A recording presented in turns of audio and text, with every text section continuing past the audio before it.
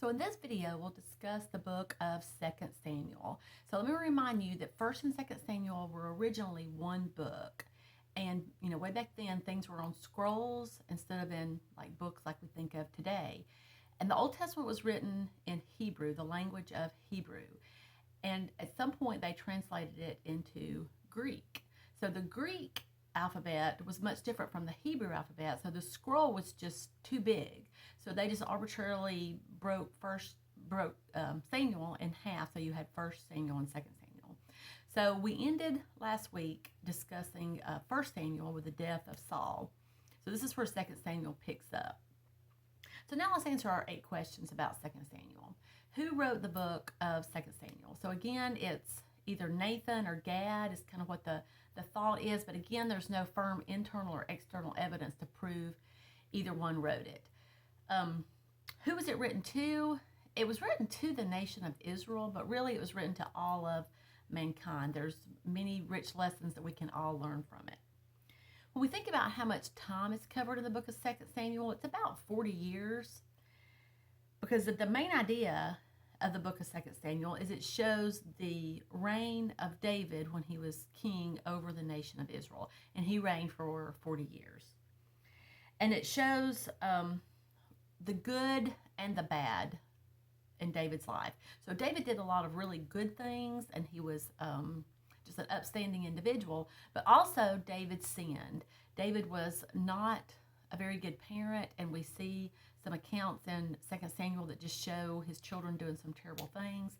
David himself committed adultery with Bathsheba, and then ultimately he had her husband murdered. And also at the end of 2 Samuel, David numbers the people, and that was against God's will, and there were some terrible consequences from that. 70,000 people died from a plague.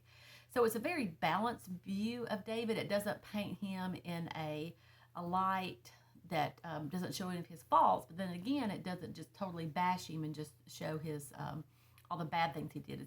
It's just a balanced, honest view of the life of David. Some notable characters found within 2 Samuel: David, Abner, and Joab, who were people that were close to David in his military, Uzzah, Bathsheba, Nathan, who was a prophet. Like we said, Nathan may be the one who wrote 2 Samuel. And then there's some accounts that focus on David's 3 of David's children, and that would be Absalom, Amnon, and Tamar. So when we think about some notable events found in the book of 2 Samuel, David is anointed king. Uzzah reaches up to touch the Ark of the Covenant as it's being transported, and that was against God's law. It was against what God wanted. So Uzzah dies immediately. God makes a covenant with David, and that is important because that really sets in line the seed line to show that the Messiah is going to come through the seed line of David. David sins with Bathsheba. Nathan rebukes David, and then David repents. But the child that was conceived between David and Bathsheba that night dies. Then Solomon is born after that. Absalom, who remember was David's son, conspires to overthrow David as king, but Absalom is ultimately killed in battle. And then as we mentioned before, David numbers the people. He does a census, and as a result, 70,000 people die in a plague. So when we think about where 2 Samuel falls on the timeline, that would be the United Kingdom. So when we think about Jesus in the book of 2 Samuel, I've already mentioned the covenant that God makes with David, and that just really shows that narrowing down that seed line through which the Messiah would come into the world, and it was going to come through David.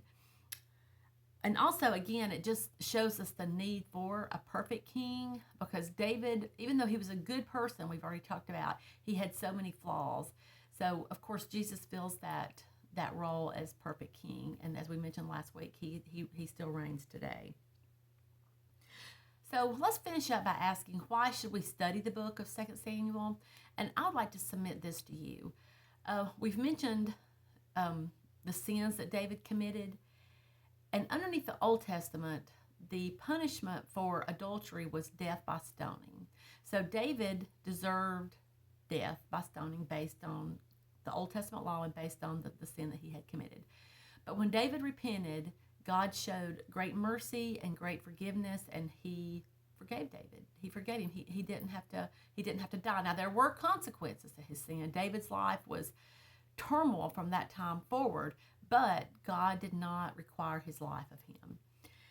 So this just really shows God's great mercy and his great forgiveness. I would encourage you to read the book of 2 Samuel and pay attention to the good things that David did, but really think about the sin that it shows David committing, but how God was so rich and so great in mercy that he forgave that and even made David the promise that through his seed would come the Messiah. So that gives us great hope that even though we sin, no matter how great our sin may be, God can and will forgive if we humbly repent, and God will and can use us no matter what we've done. Hope this has been helpful.